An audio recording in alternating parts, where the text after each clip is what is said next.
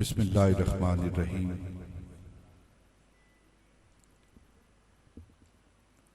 लक़द मन्नल्लाहु अलल मुअमिनीना इज़ बअसा फ़ीहिम रसूला।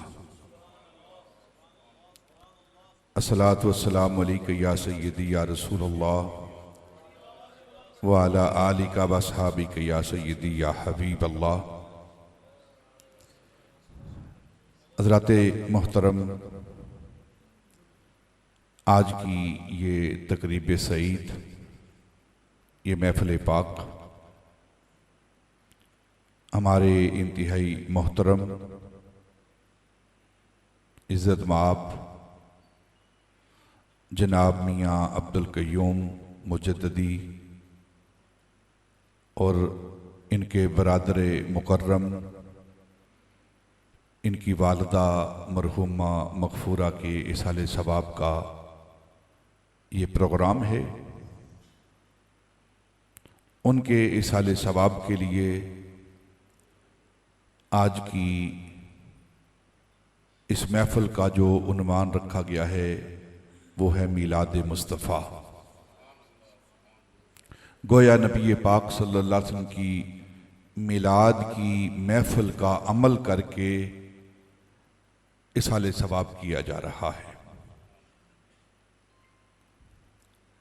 सारे अमाल जो इंसान करता है उसका जो नफली इबादात हैं उसका इसाल करना सवाब का ये हक है। अहले सुन्नत का मसलक है, अहले सुन्नत का अकीदा है।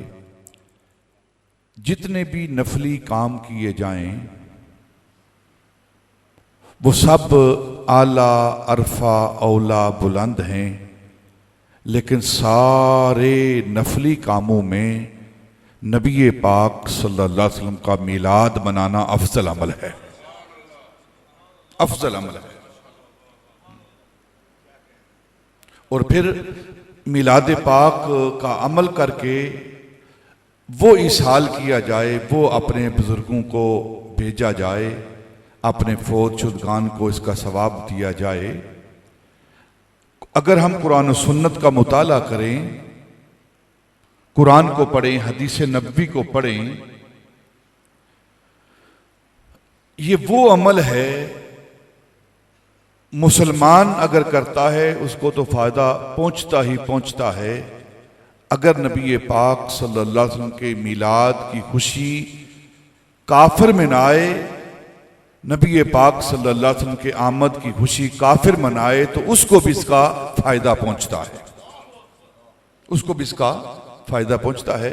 इंतहाई इख्तिसार के साथ बहुत सारे मौजूआत हैं, लंबी चौड़ी गुफ्तगू है, लेकिन जो मौजू के साथ मुतल्लक बात है आज उसको हम समझेंगे। हम बुखारी शरीफ अल्लाह के कुरान के बाद ये सही किताबों में इसका शुमार होता है। हदीस पाक की ये किताब है, इसको हज़रत इमाम बुखारी अलैहि रहमा ने मुरतब किया है। उसके अंदर एक हदीस पाक लाए हैं। हदीस पाक क्या है आप सुनते रहते हैं, लेकिन इसाले सवाब के साथ इसको मुल्हिक करके मुअल्लक करके बयान करना एक अलहदा अंदाज है ये जो आपके सामने पेश किया जा रहा है।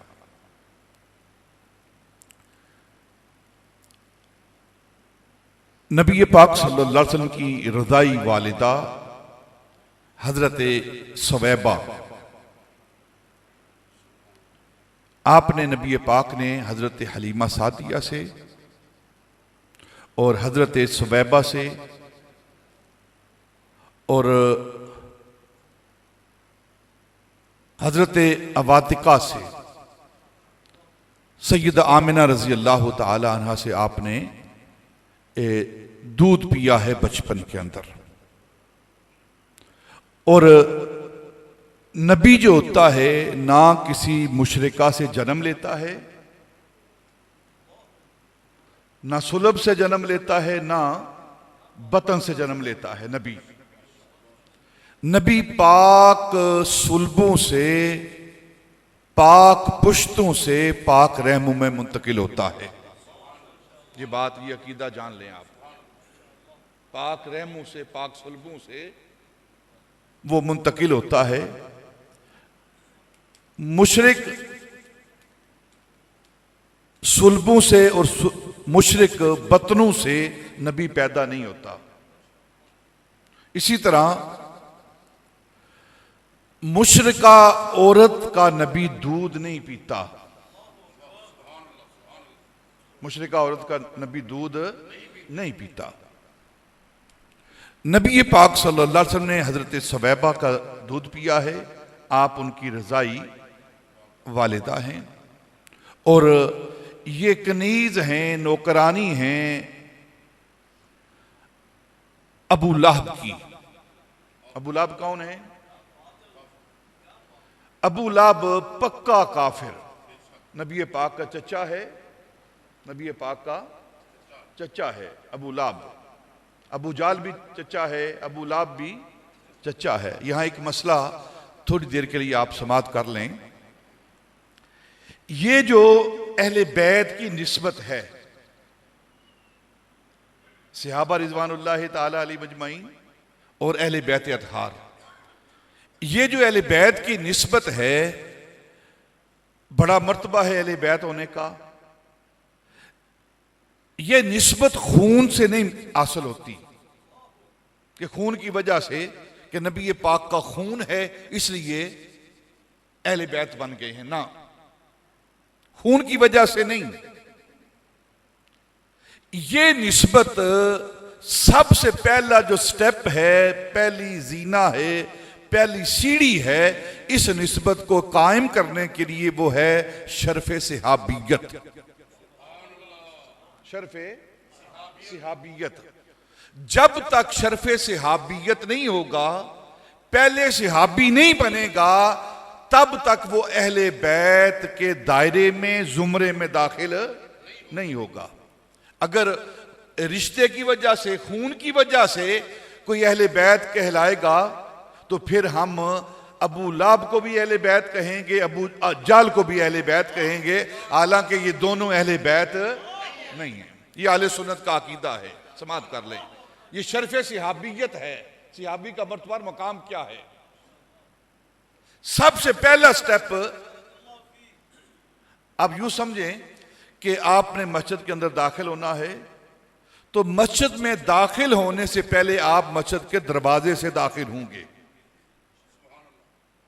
तो अहले बैत में दाखिल होने के लिए जो दरवाजा है उसे सहाबियत कहते हैं। उसे सहाबियत कहते हैं। उसे सहाबियत कहते हैं। अब अबू लहब चचा है, अबू जाल चचा है, खूनी और सका चचा, लेकिन अहले बैत में नहीं है। क्यों नहीं है? कि उसने नबी पाक सल्लल्लाहु अलैहि वसल्लम को अल्लाह का रसूल नहीं माना, अल्लाह का नबी नहीं माना और शर्फ़े सहाबियत हासिल नहीं किया। इसलिए उसे कोई शख्स भी, कोई फिरका भी, कोई जमात भी इन दोनों को अहले बैत में शामिल नहीं करती। लिहाजा अहले बैत में दाखिल होने के लिए जो दरवाज़ा है वो शर्फ़े सहाबियत है। अबू लहब की लौंडी है सवैबा। मैं सिर्फ थोड़े से वक्त के अंदर एक ही मसला मैंने बयान करना है, लंबी चौड़ी गुफ्तगू का ना वक्त है और ना ही अभी ज़रूरत है। सिर्फ एक ही मसला समझ लें, वही हमारे लिए काफ़ी है। खैरुल कलाम मा कल्ला व दल्ला। एक आंसू ही काफ़ी है अगर असर करे।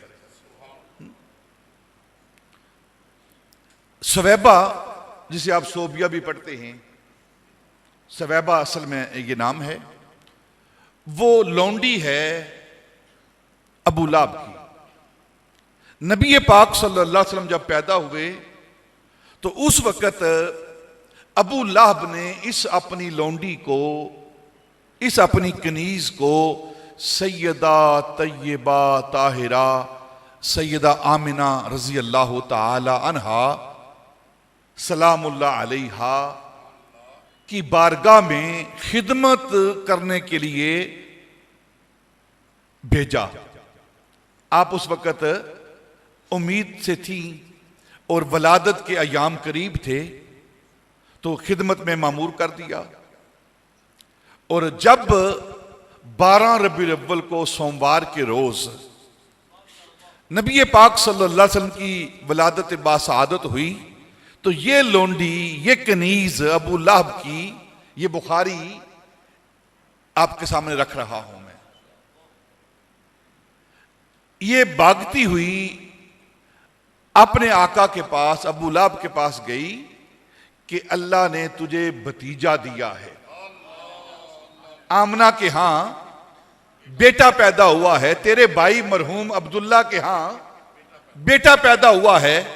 तो उसने इस खुशी में, अपने भतीजे की आमद की खुशी में, कायनात में जलवागरी की खुशी में, उसने अपनी इस सबाबा उंगली से, ये सबाबा कहते हैं इसे, जिसे आप शहादत की उंगली कहते हैं, इस उंगली से उसने आजाद कर दिया, जा तूने मुझे खुशी दी है, खुशी की खबर सुनाई है, मैं इस खुशी की खबर पर तुझे आजाद करता हूं, आजाद करता हूं। अब आजाद हो गई वो। उसके बाद अबू लहब अपने जिंदगी के दिन गुजारता रहा, मर गया। हजरत अब्बास रज़ी अल्लाह तआला अन्हु, जो अबू लहब के भाई हैं, अबू लहब के भाई हैं, उन्होंने बदर के बाद इस्लाम का इजहार किया, ईमान का इजहार किया, ईमान को कबूल किया, इस्लाम को कबूल किया। तो उस वक्त ख्वाब देखा। ख्वाब क्या देखा? ख्वाब के अंदर अपने भाई अबू लहब को देखा और पूछा, मा हालो का या अबा लहबिन, अबू लहब क्या बीत रही है, कब्र के अंदर कैसे मामले चल रहे हैं। तो आवाज आई, भाई से कहा, हजरत अब्बास रजी अल्लाह तआला अन्हु से कहा कि जब से आपसे जुदा हुआ हूं ना, बड़ी तकलीफ है, बड़ा अजाब दिया जा रहा है, आग में जलाया जा रहा है, तरह तरह के अजाब दिए जा रहे हैं। लेकिन एक बात तुम्हें बताने वाली है कि जब सोमवार का दिन आता है ना, सोमवार का दिन आता है, तो अजाब के अंदर तखफीफ कर दी जाती है, अजाब को हटा दिया जाता है, और मेरी इस उंगली से मुझे पानी या दूध या शहद अता किया जाता है। ये बुखारी के मामलात हैं, बुखारी शरीफ के। इस उंगली से, शहादत की उंगली से मुझे दूध दिया जाता है, शहद दिया जाता है, पानी दिया जाता है सोमवार के रोज। और जब सोमवार का दिन आता है, जब, यानी कि सिर्फ एक सोमवार को ना, जब सोमवार, हफ्ते के सोमवार का दिन आता है, तो हर सोमवार को, सोमवार के दिन को, पीर के दिन को अजाब तखफीफ कर दिया जाता है, पीछे कर दिया जाता है। बाकी 6 दिन अजाब दिया जाता है।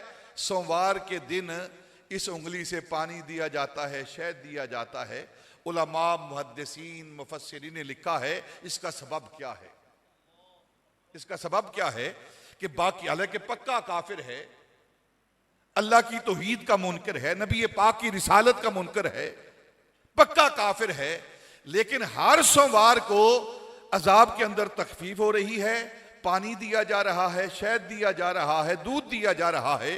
तो मुहद्दिसीन शारहीन ने लिखा है कि जो अबू लहब ने अपने भतीजे की खुशी मनाई थी, अपने भतीजे की खुशी मनाई थी, और अपने भतीजे की आमद की खुशी के तौर पर अपनी लौंडी सबैबा को आजाद किया था, अल्लाह रब्बुल इज्जत ने उसका अजर यह दिया है कि हर सोमवार को इस सबाबा की शहादत की उंगली से शहद दिया जाता है।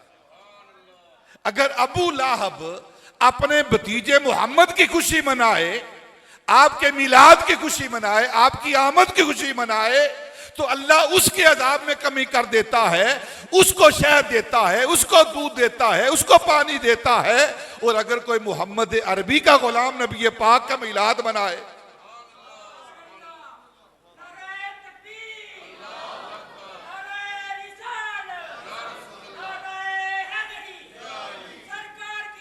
मरहबा।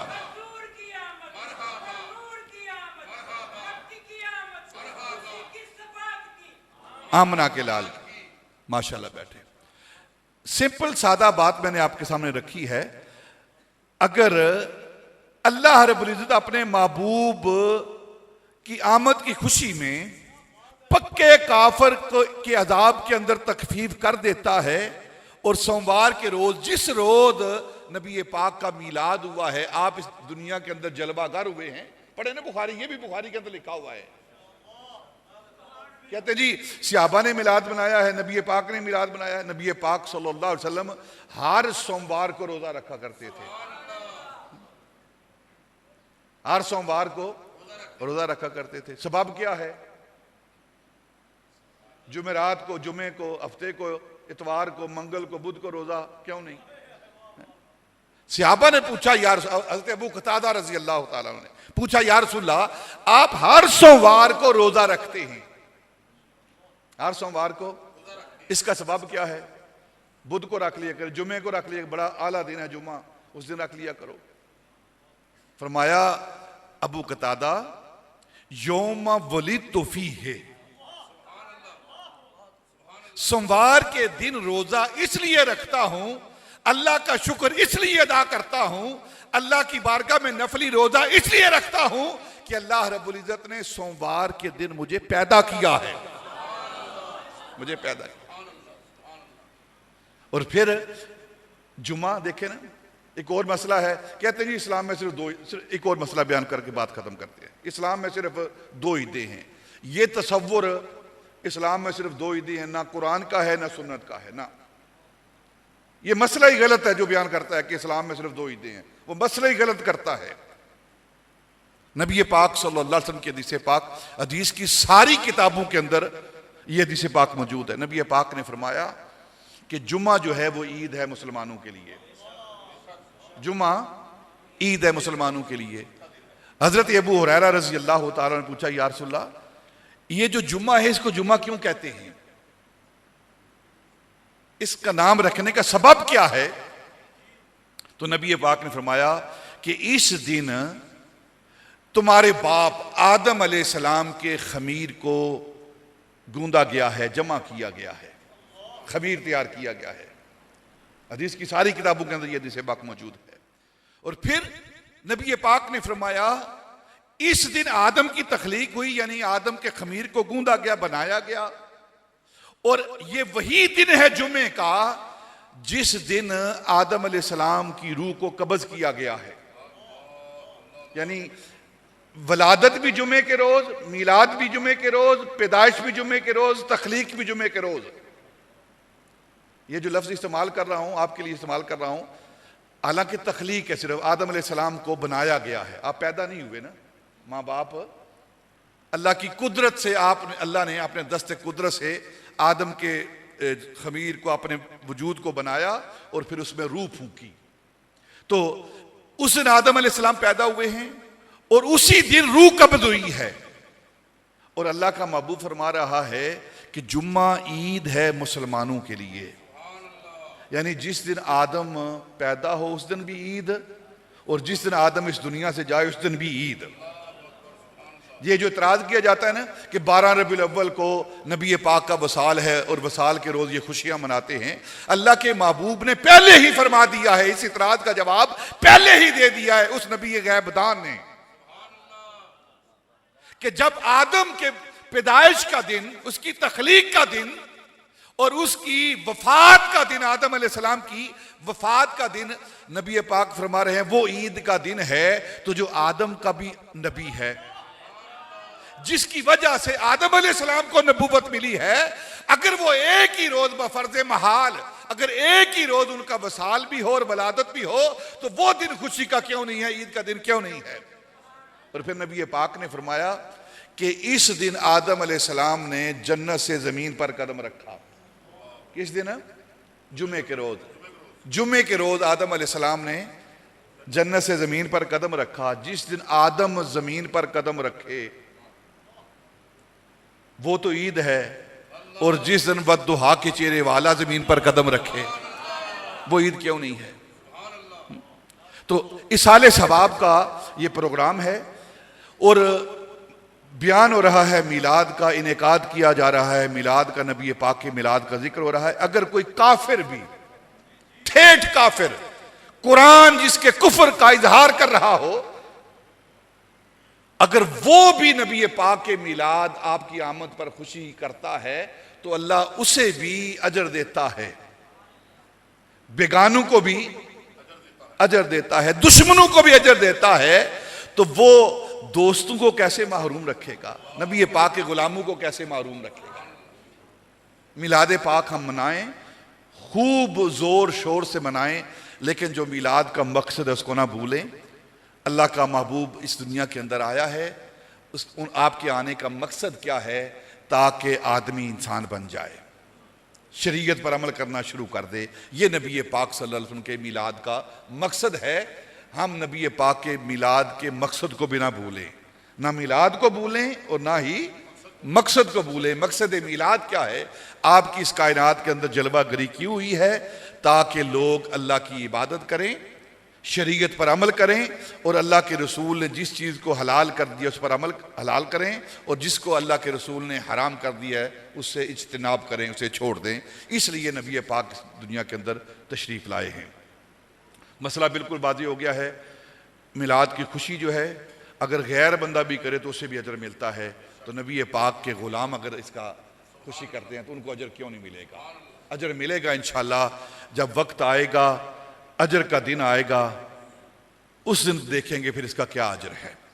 अल्लाह हमें अमल करने की तौफीक अता फरमाए और अपने मोहतरम मियाँ अब्दुल क़य्यूम मुजद्दिदी और इनके भाई, उनकी वालदा मरहूमा मग़फ़ूरा की बख्शिश फरमाए और हाज़रीन के जितने भी आइज़ा व क़रबा सहीउल अक़ीदा इस दुनिया से गए हैं, अल्लाह उन सब की बख्शिश फरमाए। वमा अलैना इल्लल बलाग।